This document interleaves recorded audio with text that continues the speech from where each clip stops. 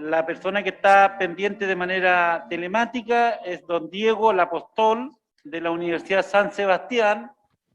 No sé si está, si nos da señales de vida sería ideal. Sí, aquí estoy, Adolfo. Perfecto. ¿Se escucha bien, cierto? Muchas gracias, don Diego, por asistir a esta audiencia. Como ya sabe usted, nosotros estamos acá en la ciudad de Los Ángeles, en el Centro Cultural de la ciudad de Los Ángeles, muy llano a escucharle su exposición, son 15 minutos máximos, luego hay una ronda de preguntas de los convencionales y enseguida después usted tiene al final 5 minutos de respuesta de las preguntas que sucedan de parte de los convencionales. Sin más que decir, entonces, reiniciamos la sesión con la audiencia de don Diego Lapostol, de la Universidad de San Sebastián. Tiene la palabra. Muchas gracias, Adolfo. Bueno, primero que todo, saludarlo afectuosamente desde la ciudad de Concepción. Me hubiese encantado estar allá presente con usted, pero lamentablemente por motivos laborales me fue imposible. Hoy día, de alguna manera, lo que queremos hacer, porque esta presentación la vamos a compartir y nos vamos a ajustar, por supuesto, al tiempo con el profesor Cristóbal Cifuentes, profesor de Derecho Financiero de la Universidad de San Sebastián también. Vamos a conversar con ustedes, ojalá salgan hartas preguntas respecto a la descentralización fiscal, ¿ya? ¿Y esto por qué lo planteamos así? Primero, la regionalización plantea varios desafíos. ¿Ah? Yo entiendo que ustedes están actualmente discutiendo respecto, y escuchamos muy atentamente las presentaciones que nos precedieron, respecto a la idea de descentralizar políticamente el país. O sea, parece que vamos a dejar de ser un Estado unitario en la propuesta que ustedes van a plantear al país en el plebiscito de salida, y por lo tanto en las regiones vamos a tener un mayor grado de autonomía respecto a la toma de decisiones. Y lo importante acá, me gustó una frase que utilizó el alcalde, esto es zona con mayores potestades. ¿Ah? Es necesario que las regiones tengan mayor potestad tributaria, y de eso queremos conversar un poco también. ¿Ah? Porque para tener un Estado regional o federal, se requiere, por supuesto, una mayor capacidad para administrar los recursos fiscales, y es por ello que se requiere analizar la estructura tributaria que se va a proponer, obviamente, para ver los resultados que queremos lograr, obviamente siempre desde una dimensión filosófica, política y económica. Y aquí viene lo importante, siempre teniendo en cuenta las diferentes sensibilidades de los actores que negocian para ver la técnica jurídica que vamos a utilizar para darle forma a estas obligaciones tributarias. ¿Y por qué es importante realizar esto? Es importante realizarlo sobre todo y contando con un equilibrio fiscal para poder financiar, evidentemente, los gastos nuevos que van a existir y financiar los que ya existen. Por eso, básicamente, esta presentación nosotros la vamos a dividir en básicamente 7 principios y reglas constitucionales. Yo voy a exponer las 2 primeras: recaudar redistribuyendo, principio de no afectación, y el profesor Cifuentes va a continuar con el principio de justicia progresiva, con el principio de legalidad y no confiscación, las reglas sobre balance estructural, autonomía del servicio de impuestos internos y la iniciativa exclusiva. ¿Ya? El primer punto, esta idea de recaudar redistribuyendo, aquí la pregunta es cómo nosotros vamos a recaudar redistribuyendo, pasando a ser una discusión de cómo vamos a gravar, por supuesto, el capital, teniendo en cuenta que en el diseño de estas instituciones tenemos que evitar efectos indeseados respecto a hoy día donde existe un capital, recursos que están inmersos en un mundo globalizado. Recaudar redistribuyendo en el diseño de la Constitución económica, por supuesto que es algo relevante. El tema económico es algo que va a estar presente en la Constitución, y de ahí que el diseño fiscal que se realice es importante, y sobre todo teniendo en cuenta la labor que van a jugar hoy día las regiones, bueno, o la denominación que finalmente se ofrezca. Por ello, queremos quizás mostrar primero en esta parte de recaudar redistribuyendo 2 visiones acerca del tema, ojo que no son contrapuestas, sino que más bien se complementan, ¿ya? Por un lado, hay quienes sostienen que en el proceso de generación de los intercambios que realizan las personas se produce un proceso de distribución adecuada de los bienes y servicios que satisfacen las necesidades de las personas en la sociedad. Y por ello, en ese caso, para esta visión sería importante restringir las condiciones de la potestad tributaria de tal manera que no afecten esas distribuciones que se producen al momento que las personas celebran contratos. Este al parecer es un análisis simple, pero no es menor. Y si lo complementamos con la segunda visión, aquí se debe tener en cuenta las instituciones, las características culturales y la interacción que tienen los ciudadanos, mostrando la regulación de los impuestos y dando forma al mercado y a la protección de la propiedad, ancestral, privada, como quiera que se designe. Generándose en esto ya un nuevo proceso, que sería un proceso ya de redistribución. Y por eso acá, en las sociedades, se aprecia que existe al principio un proceso de producción de bienes y servicios y después viene un proceso de distribución de los mismos, ¿ah? Que se arriba cuando las personas realizan intercambios, celebran contratos, ¿ah? Y los ciudadanos adquieren o venden esos bienes y servicios. Y aquí es donde ingresa, por supuesto, la acción fiscal, la acción del Estado, porque genera dos nuevas acciones, una acción de recaudar y una acción de redistribuir. Entonces, por eso es importante esta idea de recaudar redistribuyendo, pero siempre no afectando la producción y este proceso de distribución que se produce previamente. Y por supuesto tenemos que revisar las distintas fuentes y alternativas de manera de poder generar una buena política pública. El segundo punto es el principio de no afectación. Me pareció haberlo escuchado que también se habló, este principio es central en materia de descentralización. ¿Y por qué lo planteamos así? En materia sobre todo, perdón, de descentralización fiscal. Se refiere al hecho, el principio de no afectación, a un principio constitucional que los tributos ingresan al patrimonio de la nación, no permitiéndose a priori que sean asignados a un fin determinado, o a una región determinada, o a una comuna determinada. ¿Ah? Esta labor está entregada al Poder Ejecutivo de turno, en la actualidad, quien vía ley de presupuesto, destina estos recursos recaudados. ¿Ah? Esto hoy en día está excesivamente centralizado, salvo lo que sucede con la ley de rentas municipales, que tiene un tratamiento particular debido a la entrada en vigencia que tuvo esta ley el año 1979. Entonces, si queremos establecer una tributación regional, en este punto tiene que plasmarse sí o sí de forma distinta, ¿ah? Puesto que por una cuestión de configuración política, si se avanza hacia un Estado regional o a uno con un mayor grado de descentralización federal, no sé, dependiendo la forma de Estado que acuerden, acá se le debe permitir, por supuesto, a cada región cobrar tributos que se comprometan a un uso determinado y exclusivo, no pasando por la ley de presupuesto, ¿ah? Aprobada por el Congreso de turno, lo cual permitiría, por supuesto, tener mayor autonomía en las regiones para poder definir cuáles son sus necesidades. ¿Mm? Eso sí, y aquí viene yo creo un punto relevante, ¿ah? Se debería establecer una regla de no afectación, por supuesto, a nivel regional, ¿ah?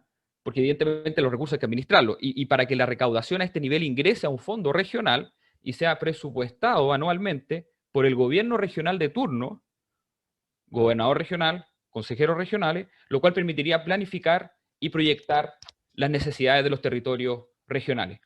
Cristóbal va a continuar, por favor, con los otros tres principios. Muchas gracias. Muchas gracias. Buenas tardes al coordinador y los convencionales de esta comisión.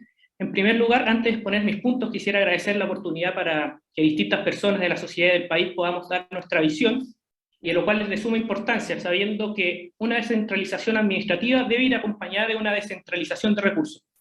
Quiero exponer los siguientes puntos, que ya el profesor Lapostol expuso dos. El tercero, el principio de justicia progresiva. Lo primero que nos tenemos que preguntar, ¿acaso existe un principio de justicia en materia tributaria y exclusiva? La respuesta es no, sino que esta es parte de una justicia económica en general. El deber de contribuir y el principio de capacidad contributiva, junto con el principio de igualdad, tienen que ser redefinidos para ver el ámbito de aplicación material que va a tener en los impuestos o en el sistema tributario en particular. Actualmente existe una discusión si estos principios deben o no estar establecidos en la Constitución. En nuestro pensamiento creemos que no, sino que debiera existir un principio de justicia progresiva. El principio de capacidad contributiva tiene una lectura en la aplicación práctica, puede llevar a conflictos jurídicos constitucionales, respecto a entender, por ejemplo, la tributación de las rentas económicas. Y ya un conflicto hubo ya cuando se vio lo definido respecto a la renta atribuida, acaso esta podía ser aplicada o no, y actualmente respecto al impuesto a los patrimonios. El tener un deber de contribuir en la forma que fije la ley en atención a un concepto de justicia progresiva nos permitirá tener un debate normativo y generar una institucionalidad de los distintos impuestos de acuerdo con la función que van a cumplir los mismos. Principio de legalidad y no confiscación. Debemos analizar la forma en que tentemos el principio de legalidad y no confiscación de los tributos. Respecto al principio de legalidad, debemos ver ¿cuándo surge esto? En conjunto con los estados modernos, producto de las revoluciones del siglo XVIII en Francia y en Estados Unidos, desde los cuales el sujeto se da sus propias leyes de manera democrática, participando, concurriendo debidamente representado por el Parlamento o la forma que se quiera dar de representación, se autoimpone una obligación redefiniendo la configuración, limitación en términos negativos, restringiendo el poder de un poder. Estamos hablando del leviatán que se habla del Estado. Al definir la regulación constitucional se debiera reconocer este énfasis democrático del principio de legalidad, dando mayores oportunidades al legislador de definir mayores márgenes de acción, teniendo en cuenta que la administración ejecuta la política tributaria, el legislador crea la ley y el ciudadano acepta la ley como está establecida, siempre y cuando cuidando mantener las reglas del juego de manera estable. Respecto al principio de no confiscación de los tributos, se debe tener a la vista el caso alemán, desde nuestro punto de vista. Así, la Constitución alemana no contempla expresamente la interdicción de los tributos confiscatorios. En la sentencia constitucional alemán del 22 de junio del año 95 relativa al impuesto sobre el patrimonio se hizo una aproximación a dónde se encuentra la frontera o límite que la carga tributaria no debiera traspasar. El alto tribunal alemán señaló que la imposición no puede incidir sobre sustancia del patrimonio ni exceder de un límite aproximadamente la mitad de los rendimientos. Esta argumentación se basó en un precepto de la Constitución alemana, 14.2, relativo a la función social de la propiedad, que establece que la propiedad debe servir igualmente al interés general.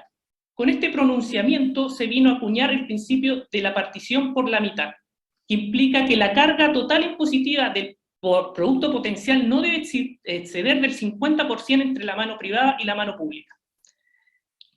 Brevemente, una regla sobre balance estructural. Incluir una declaración de principios señalando que el Estado, en la entrega de los derechos, observará una sostenibilidad fiscal.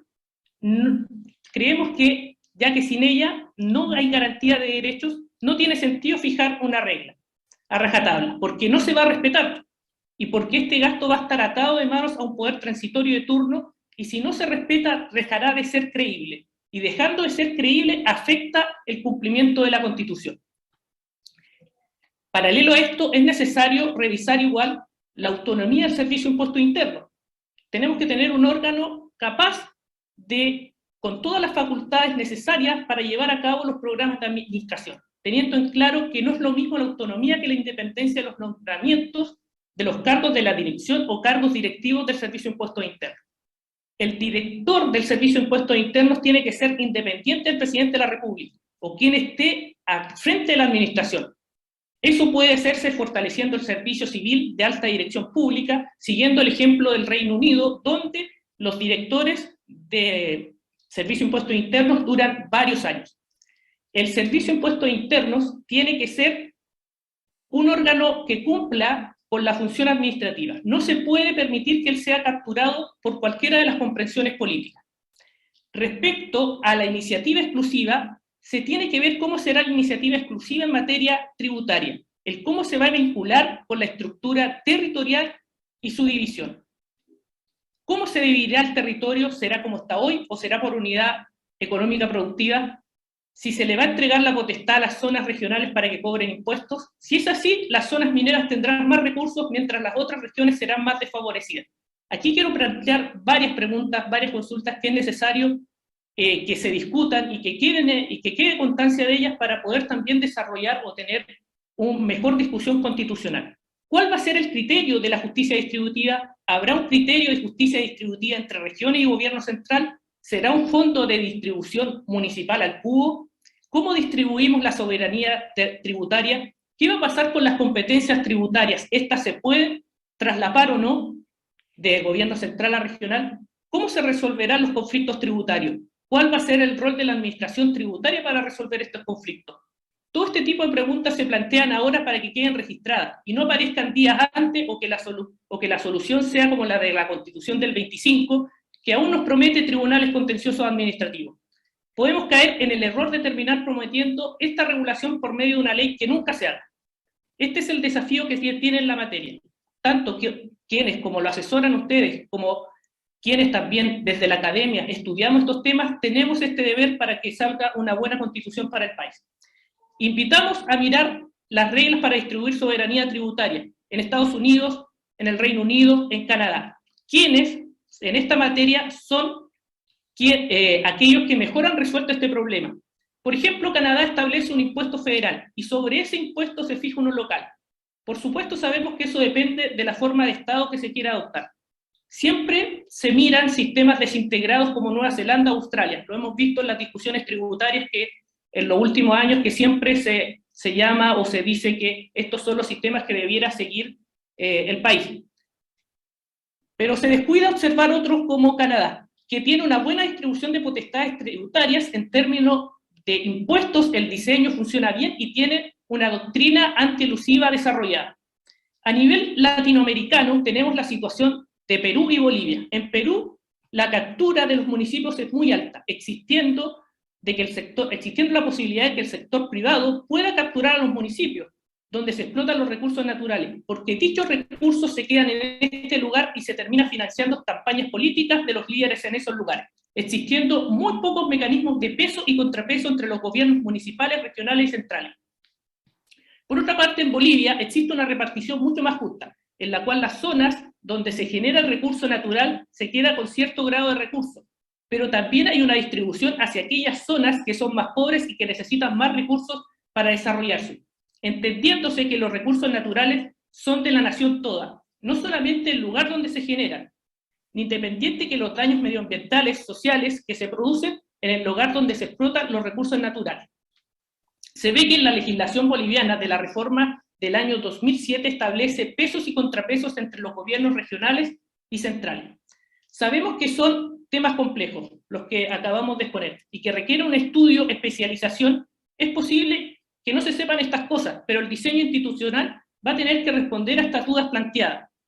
Pero para ello también es necesario que mejoremos nuestro pacto fiscal con la ciudadanía, en el sentido de que exista una real conocimiento o que la ciudadanía entienda para qué sirven los tributos.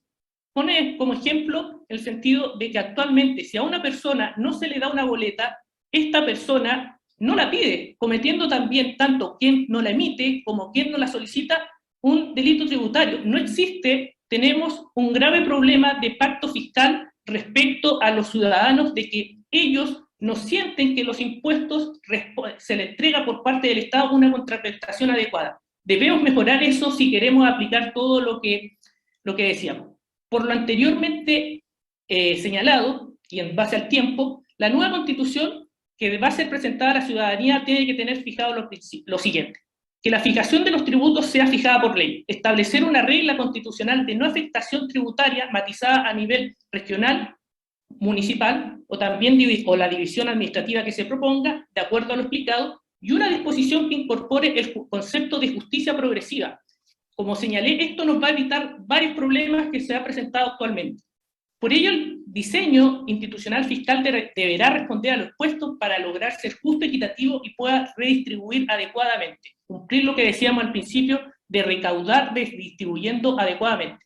Sabemos que estos puntos pueden requerir un mayor análisis, por lo que, aparte de las preguntas que se puedan realizar, quedamos a disposición de la comisión. Muchas gracias. Muchas gracias. Se valora la exactitud de los 15 minutos que ocuparon. Entonces ahora tenemos la posibilidad de que los colegas convencionales hagan uso de la palabra con 1 minuto de su pregunta. Por favor, si es que piden la palabra.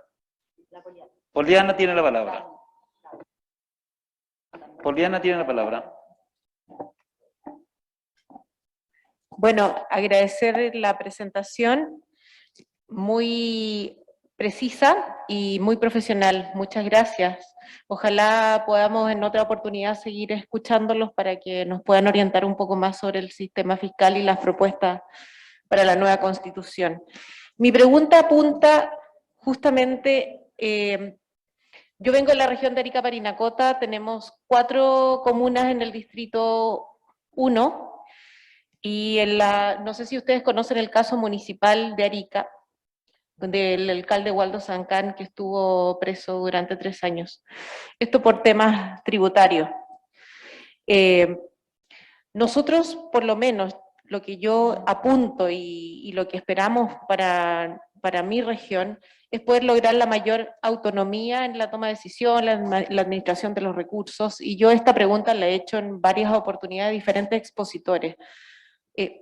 ¿Qué piensan ustedes de la posibilidad de tener a una oficina de la Contraloría externa dentro de las municipalidades para este mayor control, esta fiscalización? ¿Qué opinan sobre eso? Y tengo otra más, espérenme.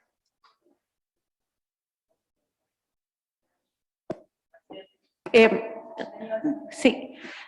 ¿Ustedes consideran que las autoridades de las contralorías regionales está bien la forma como son designadas o piensan que debería ser de otra forma que se designen las autoridades de la Contraloría Regional? Muchas gracias. Gracias, Juliana. Tiene la palabra Claudio. Muchas gracias, Adolfo. Muchas gracias por la exposición. Yo creo en el Estado regional con solidaridad interregional. Creo que no podemos tener unidades territoriales con un estándar como Suiza y otras regiones con un estándar inferior. Sin embargo, también creo que cada una de estas unidades territoriales puede tener sus propios tributos que queden en la región. Entonces, en ese sentido, pregunta más específica y práctica, ¿cuáles son los tributos que debieran ir al erario nacional, al erario regional o de la autonomía regional, en su caso, y cuáles tributos podrían quedar en la comuna? Muchas gracias. Muchas gracias. Tiene la palabra Amaya, luego Julio. Sí, Amaya. Muchas gracias. Lo primero es saludar a Diego y a Cristóbal, gracias por su exposición. Efectivamente, esto es importante indicarlo porque la opción que tenemos hasta ahora es una opción que efectivamente ha estado en las constituciones previas, pero es una opción política, o sea, hay una decisión al respecto. Existen tributos generales que una vez recaudados van al erario público del Estado, podríamos llamar lo que se llama, ¿no es cierto?, Fondo Nacional, pero es posible, y lo acaba de señalar Claudio en su pregunta, que se establezca por ley impuestos y cargas para fines específicos. Y en este sentido yo quería preguntarles qué opinión tienen respecto del establecimiento de royalties sobre el uso de bienes públicos o bienes comunes, como la explotación de recursos minerales, pero que podríamos agregar también eventualmente recursos pesqueros, recursos forestales, energía solar, eólica, oceánica o geotermal, o incluso el uso del agua. Si pensamos en un bien finito, en un elemento esencial que hoy día evidentemente está en una crisis, ¿qué opinión tienen de dar, ¿no es cierto?, el principio de no afectación para afectarlo a un fin específico? Gracias. Muchas gracias, Maya. Tiene la palabra Harry. Muchas gracias, coordinador. Bueno, existe bastante opinión en la convención respecto a los impuestos regionales. Una opinión favorable. Para que exista solidaridad regional, que yo comparto, los impuestos tienen que ser nacionales, porque si los aplican en estos consejos legislativos regionales, naturalmente no van a contener la característica de solidaridad regional. Por lo tanto, mi pregunta es, ¿están de acuerdo la Universidad de San Sebastián en sus estudios de que existan consejos legislativos regionales o que los impuestos regionales se decidan a nivel nacional? Porque claramente pueden haber impuestos que no afecten la competitividad de región, pero muchos impuestos pueden afectar la competitividad de región. Hoy día yo veo a las comunas ofrecer facilidades para la inversión en cuanto a tener el mínimo de carga tributaria posible, para que justamente se atraiga la inversión. Entonces, por ahí va mi segunda pregunta. ¿Qué opinan ellos respecto a la libre disposición de las regiones a aplicar sus propios impuestos? Porque esto podría generar realmente muchas dificultades a otras regiones. Gracias, Harry. Tiene la palabra Tabi. Sí, bueno, agradecer la exposición. Quería preguntar, ¿qué opinan sobre, dentro de los principios de descentralización fiscal, el principio de interdicción de la arbitrariedad presupuestaria, que entiendo que lo que busca es que las rentas generales del Estado, cuando pasen a los gobiernos locales, sean con criterios predefinidos, objetivos, cuantificables, ¿cierto? Para evitar un poco la discrecionalidad en la transferencia de los recursos, si consideran que es buena o mala idea y cómo lo establecerían en la Constitución. Gracias. Gracias, Tami. Tiene la palabra Erix. Gracias. Primero que nada, saludar a todos presentes. Saludar también a Diego y a Cristóbal. Mira, bueno, yo soy caño reservado del pueblo de Dieguita, antes amigo más territorial, pero igual hay algunas preguntas que lo que escuché me interesaron con justicia progresiva. ¿Qué opinión tienen ustedes con respecto a las licitaciones nacionales, con respecto a los microempresarios y ahora, o a las pequeñas pymes, entendiendo que en este caso cuando se compite en generar servicios incluso relacionados al Estado de Chile o al sector público, mucho porcentaje queda a nivel central, que es una cosa que yo creo que tenemos que abordar acá en esta comisión, y que se quejan en muchos casos estos microempresarios que le restan en este caso casi, en algunos casos hasta un 30%. También, bueno, se me adelantaron aquí la pregunta sobre las contralorías, porque nosotros dentro de las municipalidades, porque hemos tenido, en el caso de Atacama, en el caso de Tierra Amarilla, donde tiene una afectación directa con la minería, ahí han pasado 3 alcaldes que han sido, que están formalizados y 2 que están en la cárcel. No hay un control con respecto al pago de empresas transnacionales o empresas grandes que se instalan en algunas comunas.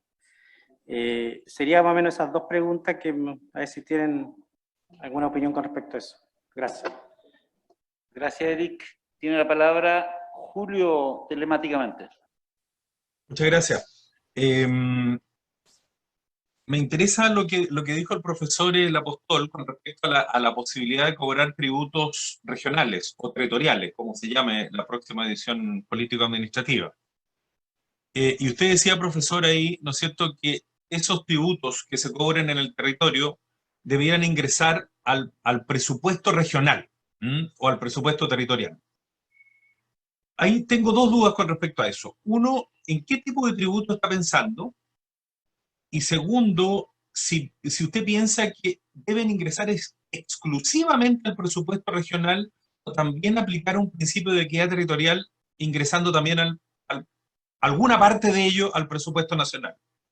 Primera pregunta. Y lo segundo, yo represento a un archipiélago que es Chiloé.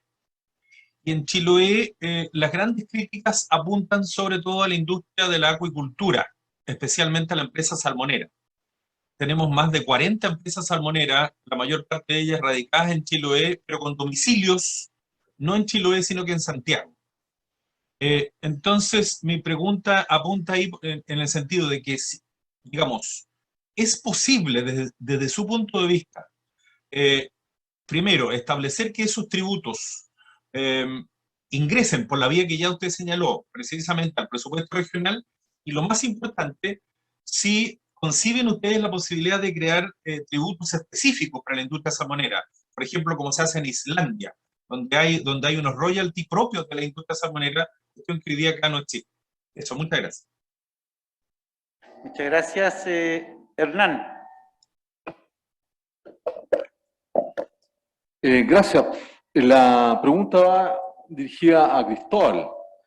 Mira, Cristóbal, de acuerdo a tu experiencia, sobre todo con el modelo canadiense, me gustaría saber qué rango tú manejas respecto de un royalty para la gran minería en Chile. Te lo digo particularmente porque yo provengo de zona minera y estamos más cercanos a países limítrofes, como Perú, Bolivia, etc.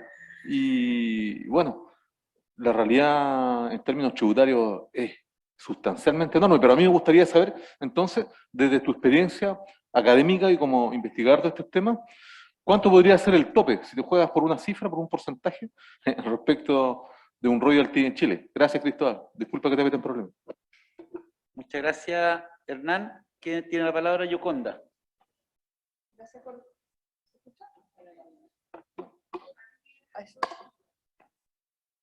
Oh, Dios, Harry. Ya, gracias, coordinadora. Agradecer a los expositores, y mi pregunta va en el siguiente sentido. En caso de que se llegasen a establecer o existiesen tributos regionales, ¿quiénes creen ustedes, de acuerdo a lo que han visto, estudiado o proyectado, deberían tener la iniciativa para levantar y promulgar o establecer esos tributos? ¿El gobernador o gobernadora, los alcaldes, o el alcalde si fuera en su territorio, ¿no es cierto?, la parte que grabar, el consejo regional u otro? Y además, ¿cuál es la visión que se ha hecho, digamos, dado que hoy día nosotros la disparidad de las regiones, los ingresos son muy distintos. Yo provengo de la región de Aysén y es una región que vive en un 80-20, 80% de inversión fiscal y un 20% privada. Si nosotros tuviéramos que grabar impuestos, nos tendrían que cobrar impuestos a todas las personas y aún así quizás que vivimos ahí no podríamos pagar los costos que significa construir un kilómetro de carretera, que vale 1.500 millones de pesos un kilómetro. Entonces de eso estamos hablando, la realidad de la inversión y la pobreza de la región, entre comillas, para poder autosustentarse. Gracias. Gracias, Yoconda. Tienen la palabra Álvaro y finalmente Eduardo. Gracias, Adolfo. Sí, para ambos, para Diego y Cristóbal, y agradecer también la exposición. Les pregunto por un tema del endeudamiento. Si consideran procedente que las regiones y municipalidades puedan contratar créditos o emitir bonos. En caso de ser afirmativa, esta propuesta o la respuesta, sujeto a qué condiciones deben tener. Muchas gracias. Gracias, Álvaro. Tiene la palabra Eduardo y dije finalmente para saber si es que alguien no quería con palabra, entonces Felipe sería el último. Gracias. Bueno, saludar al gobernador regional. Una afirmación y quiero saber si están de acuerdo con ella o no, que es, algunas leyes establecen que las patentes queden en beneficio, o una proporción en beneficio del gobierno regional solamente para los efectos de obras, no para gasto de financiamiento. Está la patente minera, que si uno ve el presupuesto del gobierno regional de Antofagasta, sube mucho, en la Araucanía tenemos casi nada en eso. Las patentes acuícolas, que en la región de los lagos hace buena parte también, o importante en el presupuesto del gobierno regional, y en otras regiones es cero. Pero el problema está con la tributación, no con la patente propiamente tal. Entonces nos estamos refiriendo a dos cosas distintas, ¿no? Y lo que nosotros pretendemos es que la tributación, parte de la tributación quede en la región, no solamente las patentes. Y una pregunta es si a ustedes les parece adecuado esto de que haya leyes especiales como la ley de casino, la misma ley, la de patentes mineras o acuícolas, y creo que también la ley de violencia intrafamiliar, vayan dejando ciertos porcentajes a las regiones y a las comunas donde están ubicados. Por ejemplo, los casinos también llevan ahí la mitad y la otra mitad del gobierno regional. Si les parece adecuado ese sistema de ir dictando leyes que vayan dejando recursos a los gobiernos regionales y a la municipalidad. Gracias, Eduardo. Y ahora finalmente tiene la palabra Felipe para luego 5 minutos de respuesta y reacción de las preguntas. Gracias, Adolfo. Un gusto, Cristóbal, Diego.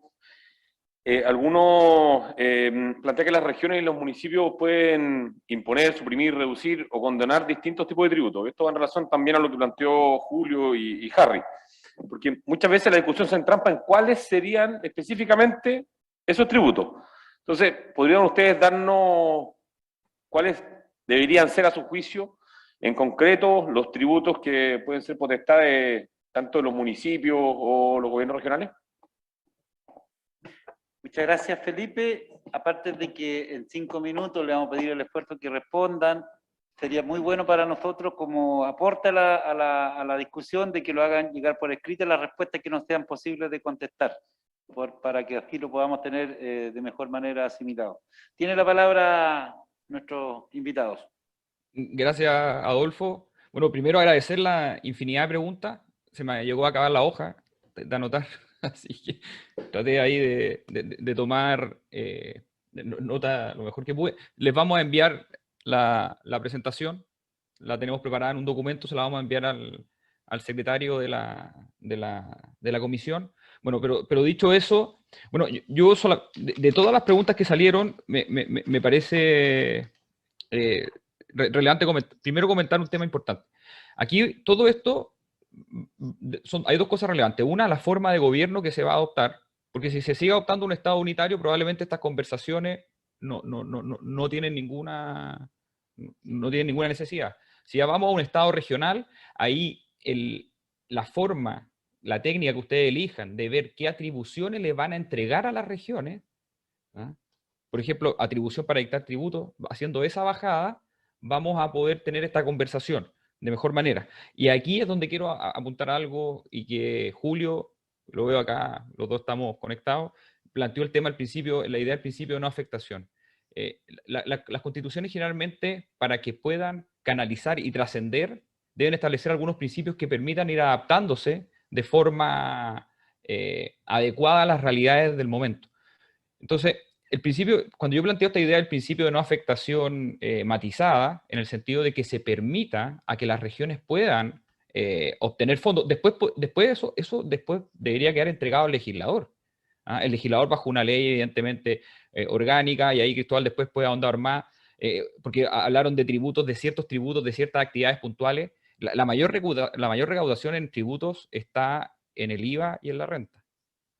Ahí hay que establecer un criterio, ahí es donde están los recursos. Los recursos en las actividades especiales hay, pero en IVA y renta es donde está la mayoría. ¿Ya?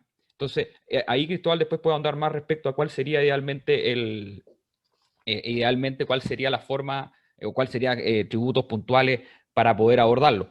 Respecto al otro tema, el tema de la Contraloría, se preguntó respecto al tema de las Contralorías, claro, para ver cómo se gasta. Yo tiendo a pensar que el sistema, si hubo un alcalde o alguien realizó una mala conducta y terminó, bueno, investigado y todo eso, es porque el sistema de alguna manera está logrando su objetivo. ¿Ah? Probablemente van a haber otros casos. Entonces, esa institucionalidad yo personalmente no tiendo a ver que funcione mal. De hecho, a mí me parece... ahora, si es que se establece, por ejemplo, un estado regional, bueno, habrá que ver si el contralor regional se sigue nombrando de la misma forma que se nombra hoy día, por medio del contralor general. ¿Ah? Entonces, esas son preguntas que quizás hay que ver, no sé, parece una comisión de órganos autónomos, y eso es importante también plantearlo ahí, ¿ah? Cuando se vea también la discusión en el plenario. ¿Cuál va a ser el rol que va a tener la Contraloría en ese punto? Si la división administrativa es diferente. Y, como voy, chuta. Y respecto a, perdón, se preguntó respecto a un principio también de interdicción.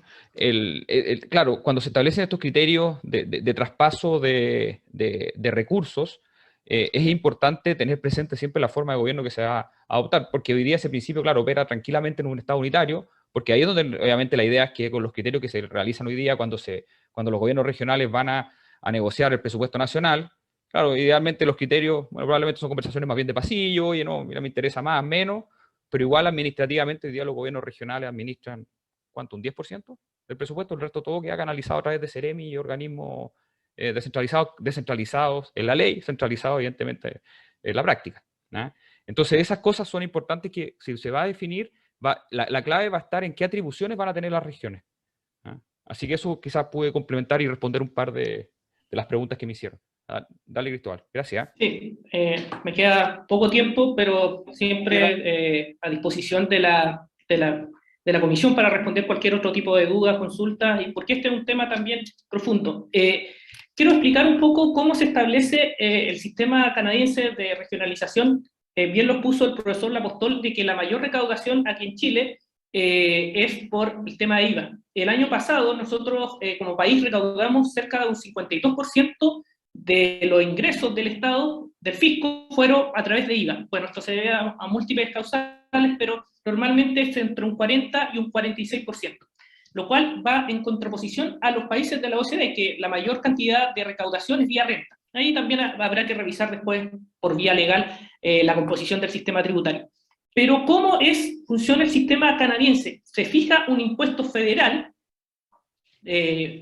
por ejemplo, de un 5 a un 10%, y en base a eso, cada región establece su propio impuesto, entiéndase sobre el consumo, el IVA, o entiéndase sobre la renta. Entonces, a partir de eso se produce también, ya tiene un ingreso ya más fuerte. Entonces, hablando, si sumamos el 50% más el 20%, un poco más que es la recaudación de renta, ya tenemos el 50% de la recaudación fiscal dividida ya entre gobierno regional y el gobierno propiamente tal, el Estado. Y en base a eso ya después podrían venir todo, en principio, en virtud de este principio de no afectación atenuado, podría venir todo lo que es la fijación de impuestos propiamente tal regionales, fijándose y también o de sobre ciertas actividades económicas, teniendo en consideración lo que mencioné anteriormente, de que estos van a pertenecer a la nación, todos estos recursos, y se va a dejar una parte en los sectores que de cierta manera sufren los perjuicios medioambientales o de otra índole, sociales también, porque se ha mencionado que existen también diversas zonas de sacrificio, ya sea minera, ya sea por la explotación de los recursos forestales, ya sea por la explotación de recursos agropecuarios. Se tiene también que solucionar eso. Respecto a lo que se decía respecto a este criterio de establecer contralorías ahí a nivel municipal, sí tiene que fortalecerse ahí un poco, para complementar lo que dice el profesor Lapostol, fortalecerse el rol de las contralorías a nivel municipal. Y cómo estas también tienen, cómo se transmite o se entrega también la información. Durante la pandemia, muchas municipalidades utilizaron solicitudes que venían desde la Contraloría General de la República y demoraron la entrega de información. Esto, bueno, uno lo sabe también en conversación con personas que trabajan en la Contraloría, y dilataron la entrega de información para la demora también de investigaciones propiamente tal administrativas. Entonces, eso también sí permitiría tener una Contraloría propiamente una persona a nivel municipal, que es donde mayor cantidad de recursos se pierden. O sea, también ahí existe un gran porcentaje, cerca de 1/3 de los recursos de las municipalidades son bien utilizados. Y de manera también, estos son estudios por supuesto que se han hecho. Y para finalizar, porque sé que también hay que ser respetuosos con quienes vienen después, respecto a la pregunta del royalty y de la fijación de los impuestos corporativos propiamente tal, y el sistema canadiense, se establece una tasa federal del 15% sobre la renta neta. El tema del impuesto provincial, un 12% sobre la renta neta, y un impuesto minero en tasa de un 13% sobre la neta operativa, es decir, disminuyendo ingresos versus gastos. Y la distribución de los dividendos a nivel minero está con una tasa de un 5%. Teniendo en consideración que también aquí existen convenios de doble tributación que implican que los dividendos muchas veces bajen y sean distintos de acuerdo al país, con que Chile también tenga estos convenios de doble tributación. Muchas gracias. Muchas gracias por la excelente presentación. Creo que nos ilustró muy bien el tema de los números. No siempre es fácil de comprenderlo, y creo que hemos tenido una de las pocas presentaciones en materia de los números, así que se le agradece mucho por la presentación en representación de la Universidad San Sebastián, como ustedes se hacen presentar acá en esta comisión. Muchas gracias. Entonces lo dejamos en su libertad de que puedan seguir. Un aplauso para... Muchas gracias, que estén bien.